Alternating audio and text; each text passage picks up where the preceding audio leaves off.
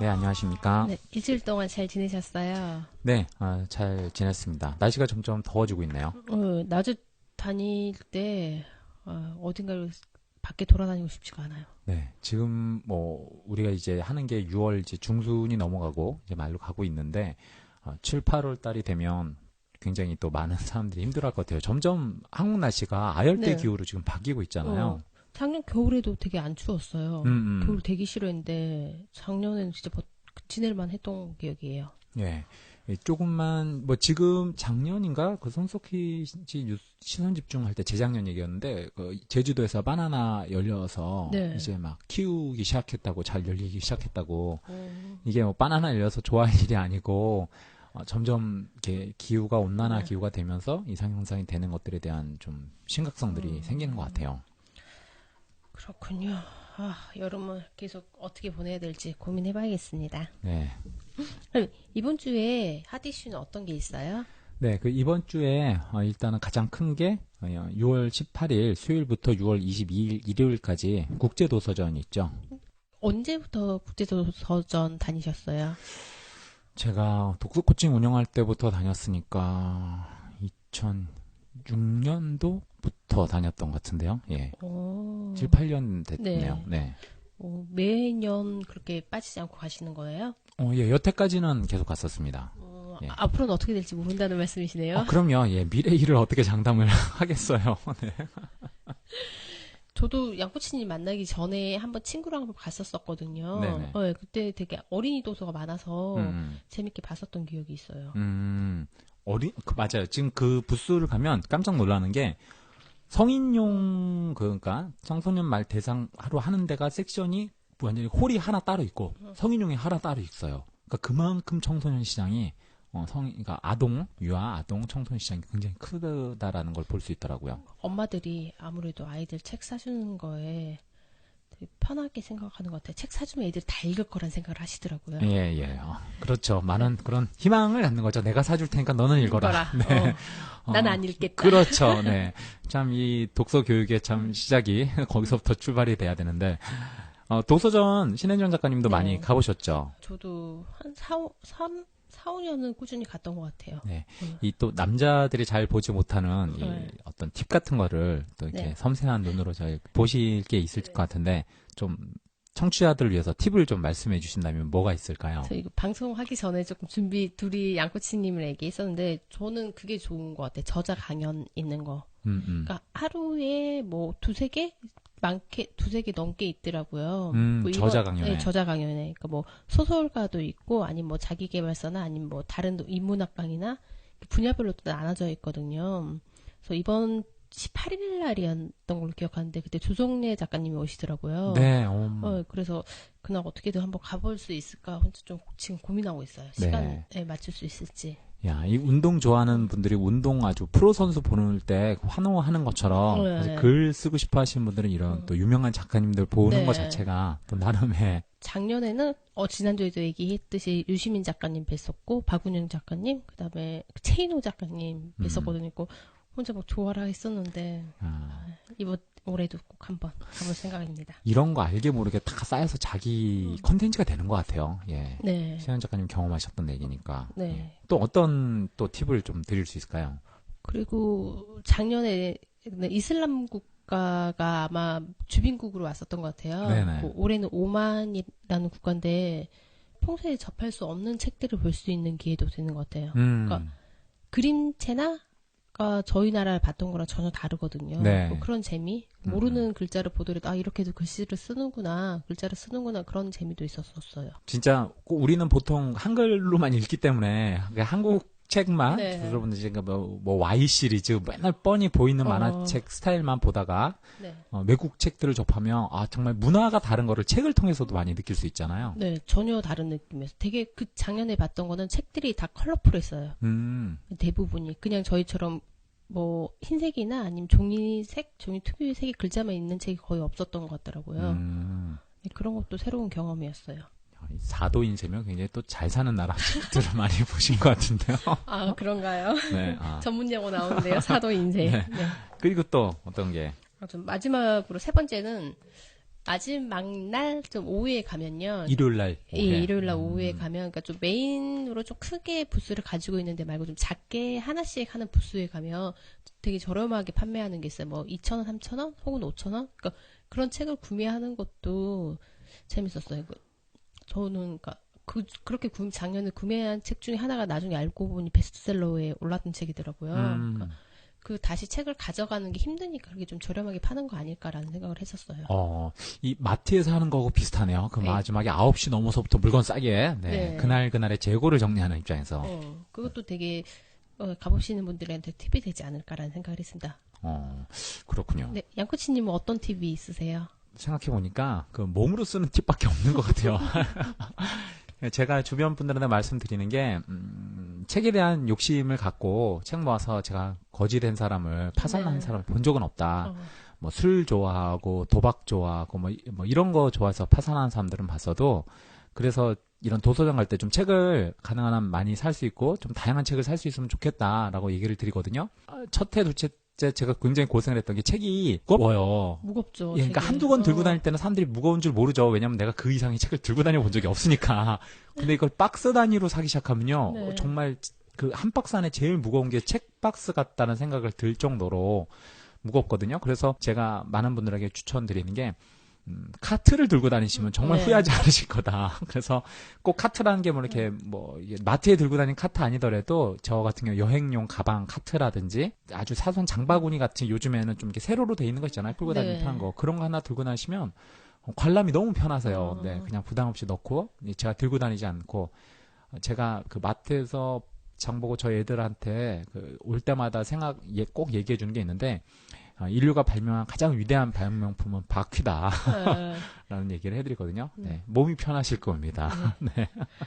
하나만 더 얘기해 주시죠. 거기에 꼭 내가 너무 많이 사면 들고 와야 되지 않을까 힘들어 하시는 분도 있을 수 있는데 그렇지 않고 현장에서 우체국 택배로 다 포장 배송해갖고 발송해주는 칸들을 만들어 놨어요. 그러니까 내가 그걸 들고 오실 필요 없이 혹은 한 출판사에서 한 몇 권?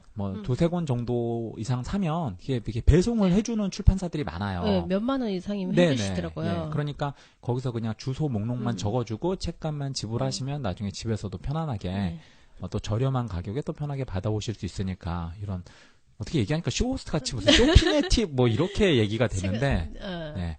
제가 거기서 참 좋았던 기억나는 것 중에 하나가 영국의 박물관 무기 박물관이 있는데 네. 그 무기 박물관에 나온 그 무기들을 쫙 종류를 분류해 놓은 책이 있어요. 그러니까 호주의 원주민들이 사용하는 부메랑부터 철갑, 갑옷, 투구 이런 것들. 근데 그런 책들이 일반적으로 구하기는 눈에 띄기 쉽지 않은데 이렇게 오프라인에서 보면서 신기한 책들, 정말 이렇게 사고를 넓혀줄 수 있는 책들을 접하게 되는 것도 하나의 즐거움인 것 같았습니다. 네, 다양한 책들을 볼 수가 있었죠. 네. 그래서 이번 주에는 국제도서전에 가실 거고요. 네. 주말에는 그런 계획이 있으시고 오늘은 또 어떤 이야기들을 해주실 건가요? 먼저 핫이슈로 또 하나 공유 같이 해드릴 게 이응상 작가님이 소개시켜드린 책이 있는데 우리가 같이 이거 팟캐스트에 한번 공유 같이 했으면 좋겠다라는 내용이 있어서 제가 한번 봤었어요. 그러니까 내용이 어떤 내용이냐면 간단히 얘기하면 고등학교 1학년이 책을 낸 내용입니다. 고등학교 1학년이요? 네. 저희 주니어 작가님이 쏠깃하실 것 같은데요? 그렇죠. 참고하시면 좋을 것 같은데 소재는 일기예요. 일기요? 자기 이야기죠. 굉장히 철저한 자기 네. 이야기죠. 그 글감이 어느 정도나 많아야지 이걸 쓰겠냐라고 생각하실 수 있잖아요. 보면 깜짝 놀랍니다. 뭐냐면 고등학교 1학년 때부터 1학년까지 쓴 일기가 아니고 네. 초등학교 3학년 때부터 고등학교 1학년까지. 8년이네요? 네, 그렇죠. 8년간의 글감 중에서 일부분들이 모여서 이제 일기가 된 거죠. 와, 대단한데요? 그 8년 동안 계속 일기를 썼다는 게. 그렇죠. 그러니까 일기도 그렇지만 이 책 제목이 말 그대로 권상우 씨가 지은 책인데, 책 제목. 권상우요? 예, 제목 자체가 상우일기예요. 상우일기. 상우일기, 네. 네. 그러니까 권상우 씨의 상우일기죠. 네, 네. 고등학생 분인데, 이분께서 결국에는 이제 블로그에 또 이렇게 많은 분들이 이제 이런 공감도 하고 얘기도 하면서 출판사가 또 보시면서 이런 내용들을 같이 한번 써봤으면 좋겠다라고 내용이 나와요. 이 내용들이 이제 마무리되는 게 현재 고등학교 1학년이죠. 그 세월호 비극건 관련해서 5월 봄날 관련한 내용들로 이제 마무리를 치는데 결국 그거 같아요. 이 내용들에 대한 그 관심 같은 걸 어떤 사람들이 느끼겠습니까? 그 나이 또래에서 가장 관심 있었던 거, 뭐 학업, 청춘, 뭐 우정, 고민, 뭐 이런 것들이 있었을 거 아니에요.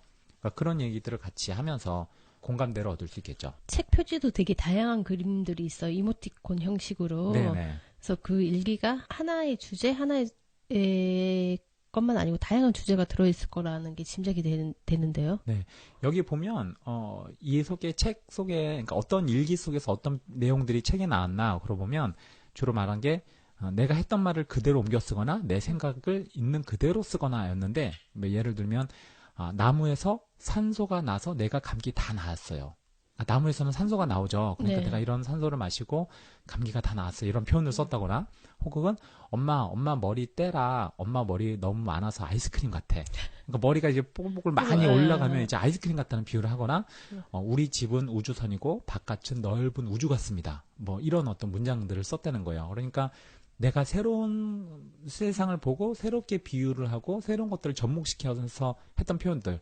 재밌었던 게 엄마께서 이 맞춤법을 전혀 중요하게 생각하지 않으셨대요. 그래서 그냥 뭔가 글을 쓰면 야, 네가 이런 표현을 하다니 이런 글을 쓰다니라고 해서 그거 자체를 너무 이렇게 좋아하셨고 그래서 내가 그 엄마를 기분 좋게 했다는 게 참 좋았다라는 식으로 썼습니다. 엄마의 칭찬이 지금의 권상우 작가님이 있게 만들었네요. 네, 뭐 이걸 보면서 또 저희가 또 뭐 유추해볼 수 있는 게 대한민국 엄마들은 그 아들의 일기를 굉장히 많이 보는구나. 궁금하잖아요. 네, 그러니까요. 네. 남의 일기가 참 재밌죠. 그렇죠. 훔쳐보는 것 중에 재밌는 게 일기잖아요. 네. 어떻게 보면 그만큼 사실 이런 내용이 있는 것 같아요. 우리는 누군가의 은밀한 이야기를 원하잖아요. 네. 근데 사람들은 블로그나 뭐 카톡에 보여주는 건 대부분 자기의 전문성이나 자기 자랑인 경우가 많죠. 근데 그 글을 사람들도 알아요. 이 사람이 잘난 체 하는구나. 우리 뭐 제가 예전에 어디 뭐 카스인가 거기에 이렇게 한 줄로 누가 요약하는데 애자랑 개자랑 지자랑 뭐 이런 식으로 그걸 이렇게 딱 세 줄로 표현을 하셨더라고요. 여기 이 스토리에 뭐 그거는 그래서 제가 그걸 보면서 많은 분들이 내가 보여주고 싶어하는 걸 사실 보여주는 거잖아요. 근데 일기는 내 내면의 이야기잖아요. 그러니까 일기가 짜릿하고 훔쳐보는 재미가 있는 거죠.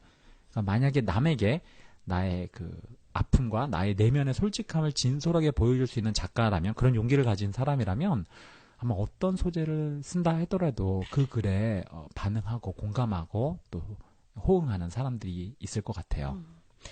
제가 아까 권상우라는 작가님의 이름이 권상우라는 말에 웃었는데 웃은 이유 혹시 아세요? 저 그 영화 배우하고 비슷해서 그 얘기하시는군요. 영화 배우 있는 거 아셨어요? 예전에 이분 나오는 영화 봤었어요. 말죽거리 잔혹사. 예, 제가 그걸 봐서 이름을 압니다. 대부분 연예인 이름을 모르셔서 그래도 중견 배우잖아요. 권상우 씨 정도 되면 요즘 나오는 뭐 네. 그때 그 엑소의 으르렁 있잖아요. 그 네. 얘기하셔서 제가 찾아봤어요. 예. 저한테는 잘 안 어울리는 노래긴 하더라고요. 그래서 이런 노래가 요즘은 인기를 받는구나. 어쨌든 들어는 봤습니다. 얘기해 주셨고 덕분에. 네. 신곡 나왔었는데 됐어요. 네, 네, 이제 네. 여기까지 엑소는. 알겠습니다. 네. 오늘은 어떤 이야기 해주실 거예요? 네, 이번 주는 그 지난주 리뷰 간단하게 월경 독서 스타일로 한번 글 써보기라든지 목차 분석해보기 그리고 이제 내가 꼭 추천하고 싶은 책들이 어떤 게 있으셨는지 그런 내용들을 이제 작가님 글들을 통해 소개를 해드리고 그리고 전영철 작가님이 쓰신 칼럼 하나 그리고 이번 주 주제인 메모리 사용법 정철 카피라이터의 그 책들을 통해서 이야기를 드리고 그리고 20개 이제 바꿔보는 미션을 제가 구체적으로 좀 설명을 드릴 거고요. 다음 주 책 소개 이렇게 하면서 마무리하도록 하겠습니다. 여러분은 지금 꿈꾸는 만년필 11회차를 듣고 계십니다. 그럼 저희 지난주 미션에 대해서 얘기를 해볼 건데요. 첫 번째로 어떤 이야기를 해주실 거예요? 책 소개하는 책이었죠. 목수정 작가님의 월경독서라는 게. 그래서 어떤 분들은 굉장히 힘들게 읽으셨지만 좋았다라는 분 있고 어떤 분은 내 인생에 참 기억 남는 책 중에 하나로도 남을 것 같다라는 얘기를 해주셨는데 저희가 이제 글쓰기를 배우니까 읽는 걸로 끝나서는 안 되잖아요. 그래서 이 글은 어떤 성향으로 쓰여진 건지 어떤 스타일로 책 소개를 하는 건지를 한번 분석해 보셨으면 좋겠다. 이런 이야기를 한번 드렸었어요. 그 중에 하나가 이제 이재민 작가님이 쓰신 내용이 있는데 한번 여러분들도 팟캐스트 들으시는 분들도 한번 내 주관에 맞춰서 책을 한번 분석해 보시면 좋을 것 같아요. 자, 월경 독서 책은 전체적으로는 자신의 성장기를 따라 구성을 했다. 책 선정의 가장 큰 이유는 연애적 요소이다. 그것이 어느 것이든 그녀는 연애적 요소의 매력과 유혹에 이끌려 책과 사랑에 빠지고 그에 도취된다. 하나의 작품마다 그에 얽힌 그녀 삶의 작은 에피소드들이 곧 작품과 연결이 되어 적절하게 배치된다. 책을 접하게 된 배경을 시작으로 그 책에서 그녀를 이끌어 적게 만든 글들을 삽입하며 전체적인 줄거리를 펼친다. 하지만 작품의 줄거리만이 아니다. 작가 또는 주인공의 배경이 왜 그렇게 되는지를 저자는 대신 설명을 한다. 그리고 본인의 것을 조심스럽게 넣어 연애를 완성한다. 네, 이렇게 소개해 주셨습니다. 첫 문장 한 문장으로 딱 책을 요약해 주시는 게 되게 좋은데요. 두 가지 컨셉을 잡으신 것 같아요. 그러니까 성장기, 자기의 삶과 연관된, 그리고 결국엔 이 사랑과 빠지게 됐다는, 그러니까 연애의 컨셉으로 이 책이 써져 있는 게 아닌가라고 해서 이재민 작가님 분석을 해보셨죠. 갑자기 궁금해지는데 이재민 작가님 지금 연애하고 계신 거 아닌가? 네. 아마 뭐 자세한 몰라도 명상과 연애는 꼭 하고 계실 것 같아요. 자주 하실 것 같아요. 자주 하실 것 같아요. 네. 네. 그만큼 저는 이게 중요한 게, 전 연애란 표현이 사랑이라는 표현하고도 또 이렇게 비슷하게 컨셉이 와닿는데, 저희가 글을 쓸 때 내가 사랑에 빠지지 않는 주제와 글을 쓴다는 건 대단히 어렵습니다. 그렇죠. 그러니까 신혜경 작가님이 그 웹툰에 대해서 이야기할 네. 때 이렇게 얼굴이 밝고 여러 가지 얘기를 할 수 있는 거는 그쵸. 그걸 좋아하시기 때문이죠. 네. 예, 꼭 사람과만 연애를 하는 게 아니죠. 내가 좋아하는 대상, 콘텐츠, 삶을 주제하고도 충분히 연애할 수 있는 거거든요. 그래서 그런 대상을 갖고 글을 쓴다는 게 일종의 행복이라고 볼 수 있는 거죠. 그렇지 않으면 얼마나 힘들겠어요. 네, 맞아요. 좋아하는 주제 찾는 것만으로도 해도 되게 큰 기쁨이었어요, 저한테. 그럼요. 그래서 일단 자기가 좋아하는 것만 찾아도 인생의 한 반은 성공일걸요. 네. 그렇죠. 자신이 뭘 하면서 살고 싶은지를 못 찾으신 분들도 많으시니까. 그래서 요즘 저는 행복합니다. 그래서 여기 계신 분들이 글을 쓰시려고 하는 분들이 내가 뭘 쓸까라고 한다면요. 한번 질문을 바꿔보세요. 내가 어떤 것에 사랑에 빠져 있나. 그러면 소재를 찾기 훨씬 더 쉽지 않을까요? 약간 질문을 바꾸면 내가 어떤 것과 사랑에 빠지고 싶은가. 그것도 괜찮죠. 네. 앞으로 빠지고 싶어 하는 주제를 만약에 찾고 싶다면 그런 질문도 괜찮을 것 같네요. 사랑이란 단어 좋은데요. 또 하나가 이제 추천하는 책들이 어떤 게 있으신지, 그래서 이제 내 컨셉으로 만약에 비슷하게 책을 소개하고 싶다. 그러면 정말 이 책하고 내가 사랑에 빠져봤기 때문에 여러분들한테도 이 책을 얘기해주고 싶다라는 그런 칼럼들을 한 번씩 써봐 주십시오라는 주제를 드렸었어요. 저희가 이제 한 번씩 소개를 해드리려고 하는데요. 작가님들 추천해주신 분들과 그분들이 추천해주신 책 이름을 한 번씩 말씀을 해드리겠습니다. 먼저 이권 작가님께서는 지난주에도 제가 한번 말씀드렸죠. 인간이 그리는 무늬에 대해서 얘기를 해주셨고요. 자, 책 한번 나중에 한번 찾아보십시오. 그리고 박예리 작가님은 에드워드 톨레인의 신기한 여행. 그리고 이재민 작가님은 이븐 알렉산더의 나는 천국을 보았다. 그리고 한명진 작가님은 강원구 씨의 가슴 뛰는 삶. 이원영 작가님은 신현님 씨의 아빠에게 말을 걸다. 이응상 작가님은 1인분 청춘. 그리고 이사라 작가님은 프랜시스 호스슨 버넷의 소공녀. 이렇게 추천을 해주셨습니다. 일본식 번역이 소공녀래요. 네. 그래서 그 원작이 세라이 이야기라고 네, 얘기하시더라고요. 네, 네.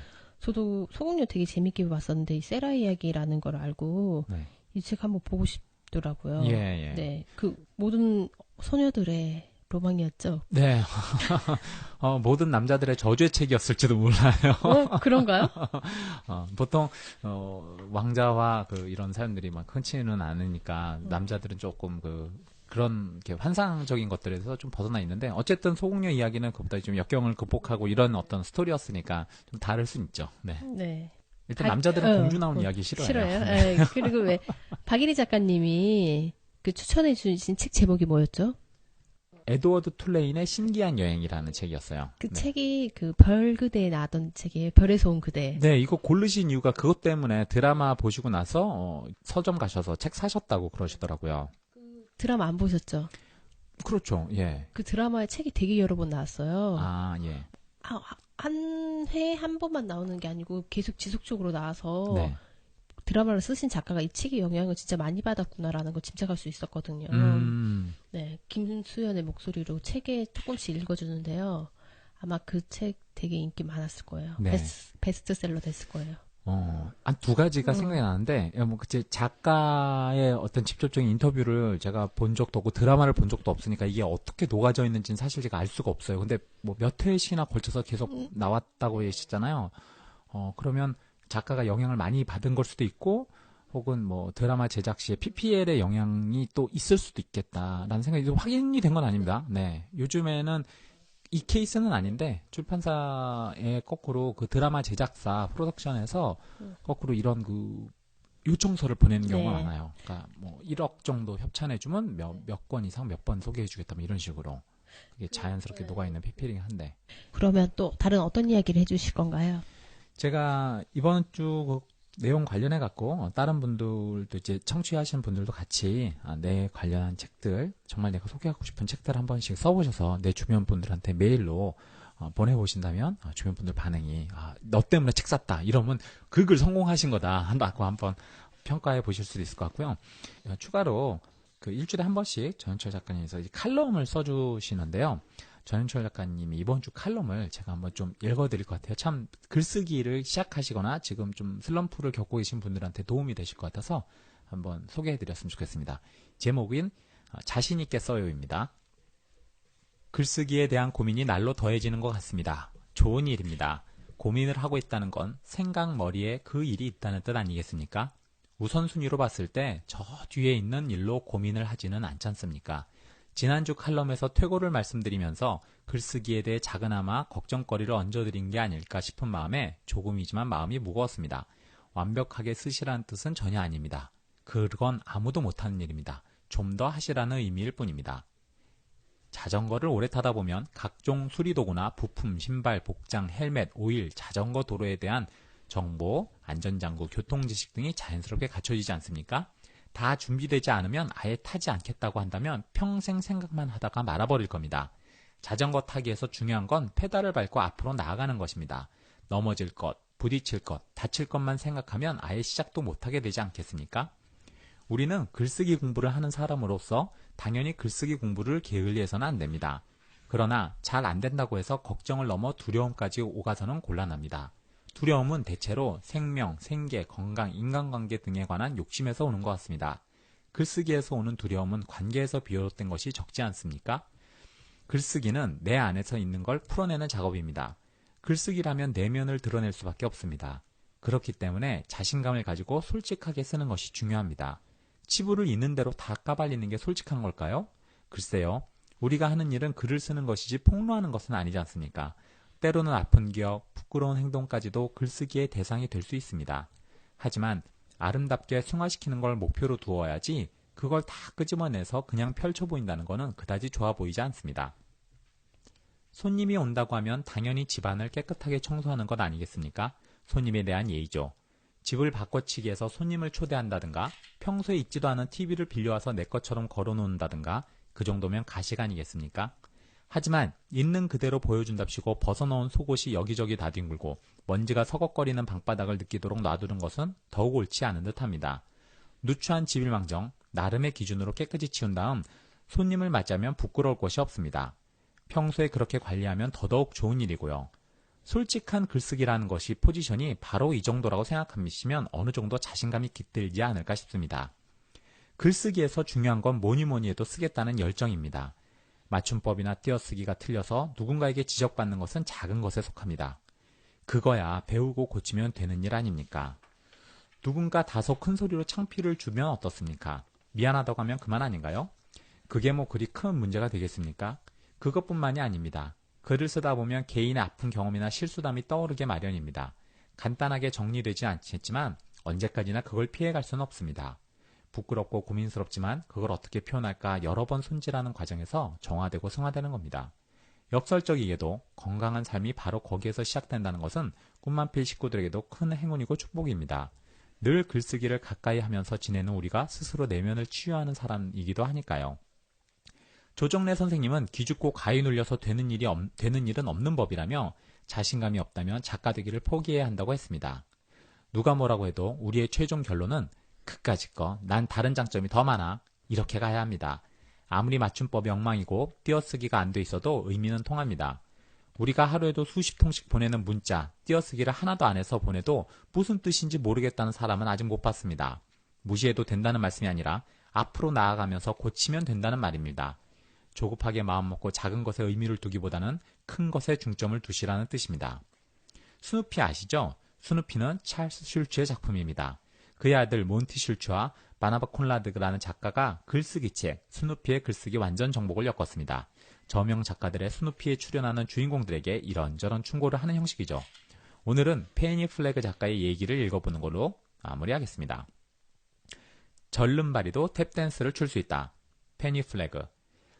난 작가가 되기엔 너무나 바빠, 머리가 너무 나빠. 산타 바바라에서 개최된 작가회의 첫날 밤 뒷줄에 웅크리고 앉아서 혼자서 그렇게 중얼거렸는데 아마도 내 옆에 앉아있던 사람도 그 소리를 들었나 봐. 평생 나는 남몰래 작가의 꿈을 키웠다고. 사람들이 흔히 말하듯이 펜대를 굴리는 일 말이야. 하지만 내가 들은 소리는 영어를 잘 못한다는, 맞춤법도 제대로 모른다는 비난뿐이었지. 고등학교도 겨우 졸업할 정도였으니까. 대학 학위도 없다는 거였고, 그래서 내가 진짜 작가가 된다는 것은 절름발이 탭댄서가 되는 일만큼이나 어렵다는 사실만을 깨달았을 뿐이야. 바로 그 해, 1975년에 나는 경우에도 맞지 않은 한심한 일이라고 생각하면서도 작가 회의에 몰래 들어갔어. 주위를 둘러보니 그 방에 모인 수백 명의 사람들은 5억 9,800만 개의 단어를 알고 있는 천재 영문학 교수와 마찬가지여서 서로에 대해 잘 알 뿐만 아니라 정말 어려운 단어의 맞춤법도 틀리지 않는 데다가 하나의 문장을 철저히 해부할 수 있고 6분이면 6만 7천 개의 단어를 칠 수 있는 사람들이 분명하다고 혼자 생각했던 일이 떠올라. 나는 타자기는커녕 볼펜 사용법도 다 떼지 못했는데 말이야. 잘하는 건 하나도 없었지만 나는 글을 쓰고 싶었어. 그런데 놀랍게도 그 주가 끝나갈 즈음에 나는 대학의 학위나 어휘 능력이나 문장을 분석하는 일과 글을 쓰는 일은 완전히 별개의 문제라는 것을 깨닫게 됐어. 글을 쓰고 싶다는 마음이 제일 중요했던 거야. 루시아, 알랑가 모를랑가 모르겠으나와 같은 멋진 단어를 모른다고 해서 심지어는 맞춤법을 틀린다고 해서 작가가 될 수 없는 건 아니란다. 문학 학위를 아무리 많이 가지고 있다고 해도 마음속 가장 깊은 곳에서 터져나오는 쓰고자 하는 열망을 이길 수는 없는 거야. 기억하렴. 맞춤법을 바로잡고 문법을 고치는 것은 편집자들이 하는 일이라는 걸. 작가는 이야기를 만드는 사람이라는 걸. 아참, 그건 그렇고 절름발이면서도 탭댄스를 추는 사람도 있더구나. 페그 레그 메이츠라는 사람인데 행복하게 살았다고 해. 그 사람 사진이 내 책상 앞에 붙어있다는 걸 알려주고 싶어. 자기다움 글쓰기, 이야기를 만드는 사람이 작가다라는 말이 좀 많이 와닿았고요. 지난번에 공기호 대표님이 자기식 글쓰기라는 말을 하셨거든요. 네. 그래도 연결된다는 생각이 들었어요. 네. 제가 정현철 작가님 참 좋아하고 존경하는 것 중에 글 참 쉽게 쓰시고 네. 거기에 맞게 연결해주는 콘텐츠들이 참 많은 분들이 씹어드시기 좋게 소화하시기 좋게 되게 잘 전달해 주셔서 참 감사하죠. 네. 그리고 어떤 상태인지도 저희를 알고 이 꿈꾸는 만년필의 작가님들의 상태를 알고 글을 써주시는 거잖아요. 그렇죠. 네. 거기에 대한 애정도 무시 못하죠. 네. 맞춤형 처방인데 꿈만필이나 글을 쓰시고 싶으신 분들이 이 약을 꼬박꼬박 잘 복용하시기를 네. 바랍니다. 저는 꿈만필 작가님 그렇게 하실 거라고 믿습니다. 이번 순서는 11회차 미션에 대해서 얘기를 하려고 하는데요. 어떤 책인가요, 이번 주는? 지난주에 소개시켜드렸던 대로 정철 씨의 내 머리 사용법이라는 책입니다. 내 머리 사용법, 내 머리 어떻게 사용해야 되나요? 제가 지난주 소개를 드릴 때 하나의 단어, 사물에 대해서 되게 다양하게 생각해 보실 수 있고 그리고 한 문장, 두 문장으로 이렇게 짧게 표현해 보실 때 도움이 많이 되실 거라고 말씀을 드렸는데요. 다른 책들에 비해서 조금 작아요. 예, 부피는 좀 있지만 작고 그리고 페이지마다 써져 있는 글이 많지 않습니다. 그러니까 읽기에 편하세요. 다만 제가 말씀드린 거는 이제 좀 한 문장 한 문장에도 좀 반전을 읽고 혹은 다른 관점으로 생각해 본다든지 말을 어떻게 하면 말을 할 수 있는다든지 이런 어떤 얘기들이 있거든요. 그래서 그런 걸 좀 참고해 보시면 좋을 것 같아요. 네, 책 안에 소개 좀 부탁드릴게요. 네, 그러니까 제가 이거를 이제 미션하고 같이, 그러니까 과제하고 같이 연결시키면서 말씀을 드렸는데 뭐냐면 결국 이 책의 가장 큰 컨셉은 뭐냐면 다르게 생각해 보기예요. 다르게 생각해 보기요? 다르게 생각해 보고 다르게 표현해 보기. 구체적으로 얘기해 주신다면? 이 내용을 한번 분석을 해보면서 나는 이 똑같은 내용에 대해서 어떤 식으로 바꿔보고 표현해 볼 수 있을까라는 걸 이제 과제로 드린 겁니다. 그러니까 제가 이제 한번 문장 하나 정도만 한 몇 개 말씀을 드릴게요. 제목, 하면 된다. 하면 된다는 말을 다 믿지는 않는다. 그러나 안 하면 된다는 말은 아예 없었다. 안 하면 된다. 네. 아, 그쵸. 예. 들어본 적이 없네요. 시도하면 다 성공하는 건 아니에요. 하지만 예, 시도하지 않은 것은 완벽한 실패죠. 예, 뭐라도 해보면 그 안에서 성공과 실패가 네. 보여지는 거니까. 또 우리가 당장 이루지 못한 것을 할지라도 그걸 통해서 교훈을 배울 수 있다면 그건 실패라고 볼 수 없으니까요. 이게 있었어요. 제목 뒷모습. 뒷모습이 슬퍼 보이는 사람은 슬픈 거다. 뒷모습은 거짓말을 못한다. 그런 얘기가 있었어요. 그 네. 뒷모습이 안 예쁜 여자는 없다. 네. 뒷모습이 안 예쁜 여자는 없다. 예. 갑자기, 네. 여러 가지 데이터베이스를 머릿속에서 잠깐, 뒷모습이 안 예쁜 사람은 없다? 맞을까? 그런가요? 네. 모르겠습니다. 네. 여기서 제가 이 문장 보면서 뭐가 생각났었냐면, 팽목항에서 이제 진도체육관에서 제일 오른쪽 위쪽에 올라가서 사람들 쫙 그 밑에서 텐트도 없이 그냥 깔판에 장판 하나 깔고 누워있는 그 유가족들을 보고 있는 주진우 기자의 뒷모습 사진이 네. 인터넷에서 굉장히 많이 돌았었어요. 그거를 이제 미디어 몽구라는 분이 촬영을 해갖고 파워 트위터리안이었거든요. 그분이 공연을 했는데 제가 그 사진을 보고 울컥을 하게 되더라고요. 그 뒷모습에 어깨를 촥 이렇게 숙이면서 어깨가 처진 상태로 숙이면서 그 유가족들을 바라보는 그 뒷모습이 너무 애처로워 보이는 모습이 확 그게 느껴지니까 그래서 제가 이 뒷모습 보면서 그게 굉장히 많이 생각이 났었습니다. 그래서 만약에 이제 미션을 드리자면 과제를 드리자면 이런 문장 하나를 갖고 바꿔보시는 거예요. 예를 들면 뭐뭐뭐가 슬퍼 보이는 사람은 슬픈 거다. 뭐뭐뭐는 거짓말을 못한다. 예를 들면 그 안에 눈동자가 슬퍼 보이는 사람은 슬픈 거다. 눈동자는 거짓말을 못한다. 이렇게 쓰실 수도 있고요. 반대로 뒤를 바꿔보실 수도 있어요. 예를 들어서 그러니까 미소가 기뻐 보이는 사람은 기쁜 거다. 미소는 거짓말을 못한다. 이렇게 바꿔볼 수도 있죠. 예를 들면, 그러니까 주어를 네. 바꾸든지 서술을 바꿔보면서 나만의 문장으로 독특하게 한번 비틀어 본다든지 한번 그 인생의 의미를 찾아보시는 거죠. 그게 이번 주 미션인가요? 네, 이번 주 과제로 같이 이제 진행을 드리는 네. 겁니다. 그리고 여기서 보면 또 재밌는 게 있습니다. 제목, 이혼하는 사람들을 위한 변명. 이혼으로 갈라서는 사람들을 조사해 보았습니다. 놀라울 정도로 뚜렷한 공통점을 발견했습니다. 성격 문제 아니었습니다. 경제 문제 아니었습니다. 자녀 문제 아니었습니다. 그들의 공통점은 결혼을 했다는 것입니다. 문제는 결혼이 만듭니다. 이혼만 야단치지 마십시오. 네. 결혼을 안 하면 이혼할 일이 없네요. 그렇죠. 예. 이게 딱 살짝 뒤집으면 우리는 이혼하면 뭐가 문제야? 이건데 사실은 결혼을 다 했다는 공통점이 있는 거예요. 이 안에서 아주 근원적으로 결혼 안 하면 이혼할 일이 없으니까. 그래서 이런 내용들을 좀 분석을 해보면 우리가 결국엔 좀 더 넓게 보면 태어났다는 것 자체가 다 문제가 되는 거 아닌가? 네, 안 태어났으면 문제 자체가 없을 텐데.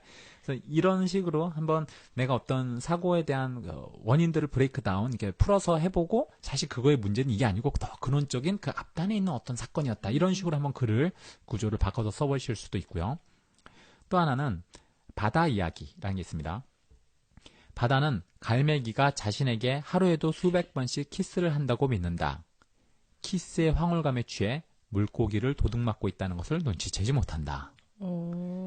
그러네요. 네, 방금 바다가 의인화된 거죠. 그래서 바다가 갈매기에게 이제 키스를 당하는 거예요. 왜냐면 갈매기가 이제 공중에 있다가 쭉 떨어지면서 입부터 촥 바다로 이제 부딪히니까 바다는 뽀뽀를 당한다고 생각을 하는데, 너무 황홀하니까 갈매기가 다시 올라가면서 물고기를 가져가는 것을 눈치채지 못한다. 이렇게 의인화시켜서 어떤 행동들을 갖다가 파악하고 그걸 한번 비틀어 보셔도 좀 재미있을 것 같아요. 그러니까 마지막으로 하나만 더 소개 부탁드릴게요. 제목, 발바닥의 가르침. 발바닥은 폭이 좁다. 남을 밟고 올라서면 내가 추락한다. 네, 여기에 키포인트는 이거죠. 발바닥이라는 건 우리가 갖고 있는 몸의 신체 일부분이잖아요. 그러니까 신체 일부분을 특징을 잡아내서 그것을 인생의 의미하고 연결시킨 거죠. 그러니까 앞부분은 신체의 특징, 뒷부분은 인생의 어떤 이렇게 남을 밟고 올라서면 발폭이 좁으니까 불안정할 수밖에 없잖아요. 그러니까 추락할 수밖에 없다. 이제 이런 식으로 발바닥의 가르침. 그럼 우리가 한번 연결해 볼 수 있죠. 손의 가르침은 뭘까? 우리 머리카락의 가르침은 뭘까? 내 피부의 가르침은 뭘까? 내 이빨의 가르침은 뭘까? 그런 거. 그럼 이빨의 특징, 혹은 뭐 손의 특징, 머리카락의 특징을 잡아내고 그걸 통해서 인생의 어떤 연관성을 저희가 한번 가르쳐 줄 수 있겠죠. 여기서 그러면 양코치님께 머리카락의 가르침은 어떤 게 있을까요? 네, 예고되지 않은 질문들을 주셨는데 머리카락의 가르침이라 이런 게 있을 수 있죠. 머리카락이 한 올 한 올은 좀 이렇게 가늘고 하지만 사실 많이 모여 있으면서 풍성해 보이는 뭐 헤어스타일을 연출할 수 있잖아요. 그러니까 all or nothing 뭐 이렇게 하고 제일 이렇게 안타까운 게 뭡니까? 몇 올 되지 않는 머리카락으로 이렇게 나머지 것들을 다 커버해 보려고 하잖아요. 그러지 말고 우리 같이 살자. 같이 더불어 있을 때 더 같이 우리 이렇게 인생의 윤기도 더 자연스럽게 빛나지 않겠냐. 그러지 않을 바엔 우리 싹 다 같이 없어지자. 진짜 갑자기 나싱의 의미는 이렇게 과격하게 표현될 수도 있겠군요. 네. 네, 갑자기, 아마 네. 이 내용은 편집될 것 같고요. 아니 편집 안 해주셔도 돼요. 네, 그냥 그런가요? 네, 바로 물어보셨으니까 네. 저도 이 정도 수준이다. 네, 알겠습니다. 그럼 이게 내 머리 사용법을 쓰신 정철 작가님은 어떤 분이세요? 이렇게 국민 카피라이터라는 뭐 이름을 갖고 계신데 이분께서 일반적인 상업적인 카피도 많이 쓰시지만 사회의 현안이나 세상을 바라보는 시선에 대해서도 굉장히 많이 그 이야기를 만들어내세요. 그래서 그냥 제가 요즘에는 그런 분들이 있어요. 그러니까 재능이 있는 분들도 좋지만 그 재능을 사회적 의미로 잘 활용하셔서 쓰실 수 있는 분들한테 애정이 많이 가더라고요. 어떻게 보면 이런 거죠.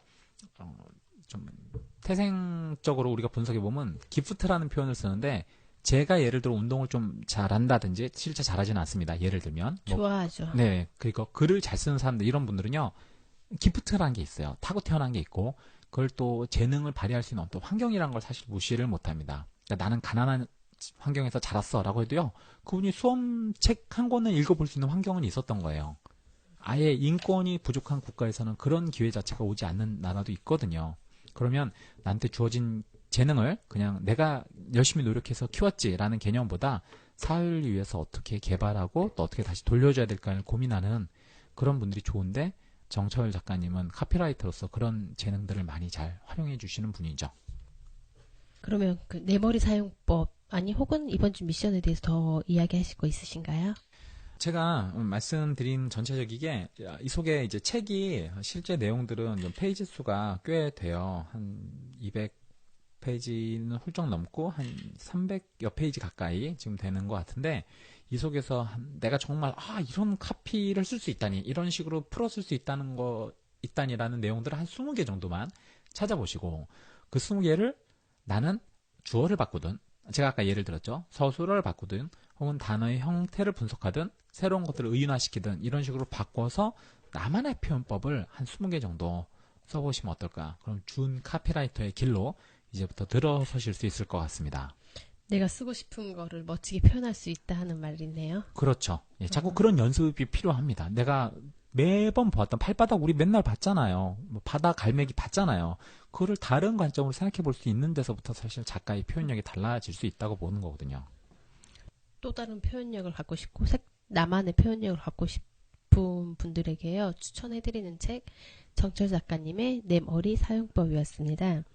이번 주 저희 주니어 미스여는 지난주에 이어서 칼럼이랑 연관이 되는데요. 칼럼 그 쓰는 것도 있고 저희 왜 양코치님 자주 얘기하셨던 설계도 자주 얘기하셨잖아요. 네. 그래서 칼럼에 기획서를 써보는 거예요.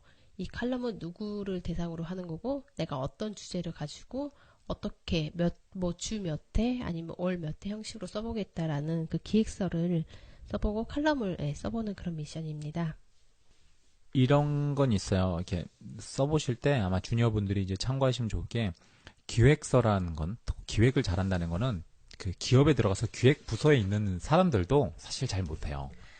저도 기획서 작성할 때 되게 어렵거든요. 이거를 잘하시는 분들이 사실 많지는 않습니다. 그러니까 처음에 내가 이걸 엄청나게 잘해야지라고 생각하시기보다는 이렇게 짜보는다라는 거에 일단 취지를 두시면 좋겠고요. 그리고 이제 이게 논리적 사고하고 좀 연결이 돼요. 좀 논리적 사고에 대해서 기획서나 목차를 쓰실 때 제가 조금 더 분류를 하시는 방법들을 좀 말씀을 드리면 좋을 것 같아요. 그러니까 예를 든 건데 큰 부류로 항상 큰 부류가 상위로 올라가셔야 된다라는 말씀을 드릴게요. 이제 하나의 예를 들어드릴게요. 네. 사과, 어. 배, 어. 수박. 어. 공통점이 뭐죠? 과일. 네, 그렇죠. 과일이라는 공통점이 있어요. 네. 자, 수박, 사과, 배. 참외, 예. 카메라. 공통점이 있을까요?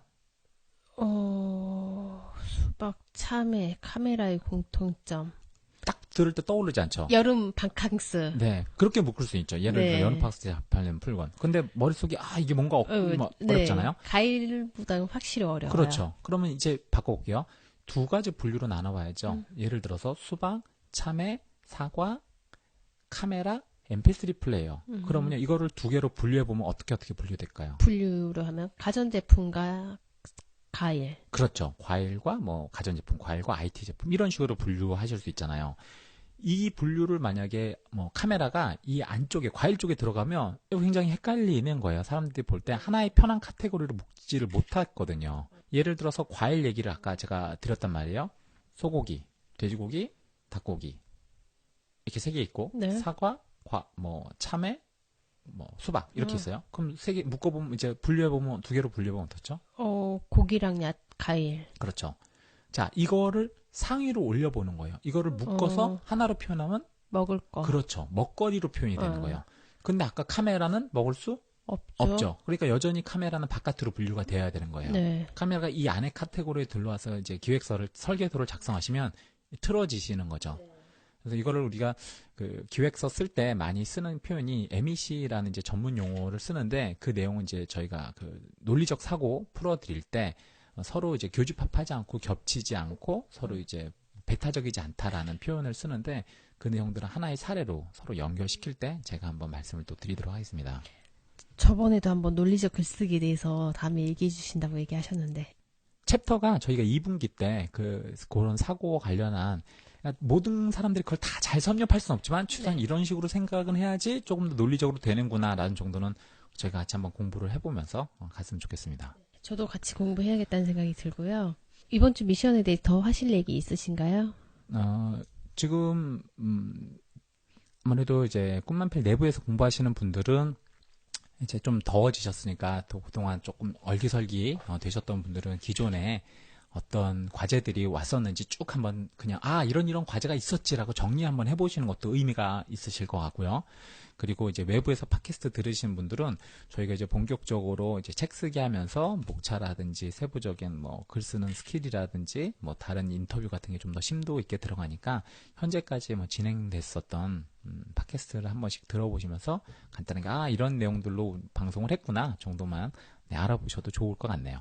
11회차의 마지막 순서 다음 주 미션 책과 추천책인데요. 네, 다음 주 미션 책은 어떤 책인가요? 글쓰기 로드맵 101과 원고지 10장을 쓰는 힘이라는 책 이렇게 두 권을 선정돼 있습니다. 그러면 다음 주는 이 두 권을 읽어야 하는 건가요? 아니요, 그건 아니고 두 권 중에 한 권을 선정해서 조금 글쓰기의 부담을 좀 덜어드리면서 읽기 편하게 되어 있는 책이거든요. 그러면 우선 글쓰기 로드맵 101은 어떤 책인가요? 한 페이지에 이렇게 짤막짤막한 글쓰기를 통해서 한 여러 가지 팁을 이렇게 단편적으로 드리는 건데 그 단편적인 팁 하나하나가 글을 오래 쓰신 분들한테 많은 또 도움이 될 수 있다. 그런 울림들이 있다. 그런 피드백을 많이 받아서 저희가 꿈꾸는 만년필 미션 진행할 때 항상 그 단골로 올리는 그 책들 중에 하나고요. 원고지 10장을 쓰는 힘 이 책은 좀 일본 작가가 쓴 실용서에 가까운데 많은 분들이 내가 책을 얼마나 많이 힘들게 이렇게 쓸까 이렇게 얘기를 하시나요? 10장만 일단 써보자. 원고지 10장. 예, A4지로 많이 또 되지도 않습니다. 몇 장 정도 되나요, A4지로? 한 두 장 안 되죠. 그러니까 앞뒤로 한 쪽으로 치면 한 두 쪽 정도. 두 쪽? 두 쪽 정도 된다고 봐야 되겠죠. 그럼 그 정도만 써보자. 그러니까 우리가 말하는 칼럼 한 편 반 정도예요. 사실은 분량 정도로 치면. 그런데 이게 어떻게 책이 되냐라고 할 수 있거든요. 제가 예전에 만배하 하시는 분들 그런 내용들을 봤었어요. 하시는 분들인데, 그거 어떻게 하시냐고. 근데 그분들이 하시는 말씀이, 그러니까 천일기도, 만일기도도 하신대요. 그래서 저 어떻게 하냐고 했더니, 만일기도하면 30년이거든요. 아, 30년이에요? 그럼 네. 얼마 전에 나 머릿속 혼자 계산하고 있었는데. 네네. 이게 그러신 것 같아갖고. 제가 답을. 제 눈동자로 굴리는 걸 보셨군요. 네. 근데 30년 동안 기도한다고 생각해서 얼마나 지겹고 힘들겠어요, 보통 사람들은. 하루도 안 빠지고 그렇게 하신다는 거죠. 네네네. 그렇게 하시는 분들이 있거든요. 그런데 그분들 어떻게 하세요? 그랬더니, 1000일씩 나눠서 10번 해요. 그러는 거예요. 1000일은 3년이잖아요. 네. 3년 안 지겨우세요. 그래서 100일씩 나눠서 10번 해요. 이러시는 거예요. 저는 이게 원고지 열장을 쓰는 힘의 네. 컨셉과 굉장히 비슷하게 돌아가는 것 같아요. 그것도 있는 것 같아요. 원고지 10장이라고 하면 보통 책이 한 챕터 정도 되더라고요. 네, 그래서 이렇게 챕터 쓰다 보면 한 권이 된다. 네, 그렇죠. 네, 저는 개인적으로 그렇게 받아들였거든요. 그러니까 처음에 아까 전 작가님께서 말씀해 주셨듯이 일단 자전거를 타고 앞으로 나가보다면 그것이 모여서 거리가 되고 거리가 모여서 또 여행이 되지 않을까. 일단은 나가는 것 자체를 두려워하지 말자. 페달을 밟아보자. 그런 의미에서 원고지 10장의 힘이 또 의미가 있지 않나 생각했습니다. 글쓰기 로드맵 101, 원고지 10장을 쓰는 힘 두 권을 다음 주 미션 책이고요. 그럼 다른 추천책 있으신가요? 이번 주에 그 정철 카피라이터의 책을 갖다가 소개를 드렸죠. 그래서 그거하고 조금 연관이 있으면서 관련된 비슷한 책을 갖고 왔는데요. 이 제목이 내 영혼의 문장 센텐스라는 책입니다. 그 문장 센텐스 중학교 때 많이 들었던 네, 말인데요. 그렇죠. 이 속의 내용들이 말씀을 드리자면 이 속에 60명의 저자들이 써요. 그러니까 한 칼럼씩 쓰시는 거죠. 한 칼럼씩 쓰시는데 칼럼의 그 컨셉이 이겁니다. 나의 삶을 변화시킨 책 속 한 문장. 그럼 책 속의 한 문장으로 또 글을 풀어내주시는 건가요? 그렇죠. 그러니까 책 속의 한 문장을 보고 난 이 문장이 너무 좋았다. 그래서 이 문장을 통해서 나는 인생의 삶의 이런 이기들을 같이 나갈 수 있다라는 이야기였거든요. 네, 그럼 가장 기억에 남는 거 한 문장 소개시켜 주시겠어요? 이 속에 문장이 있는데요. 막스 밀러가 지은 독일인의 사랑이라는 책이 있습니다. 이거를 이제 이온옥 주간지 기자께서 저분이 추천해 줬던 책인데 한번 중간 읽어보여드릴게요. 그런데 왜 나 같은 걸 사랑하는 거니? 그녀는 이 순간에 선뜻 결단을 내리기를 망설이는 듯 나직히 묻는 것이었다. 왜냐고? 말이야. 어린아이가 왜 태어났느냐고 물어봐. 들에 핀 꽃에게 왜 피어났느냐고 물어보라고. 태양에게 왜 비추느냐고 물어봐. 나는 그대를 사랑하지 않을 수 없기 때문에 사랑하고 있는 거야.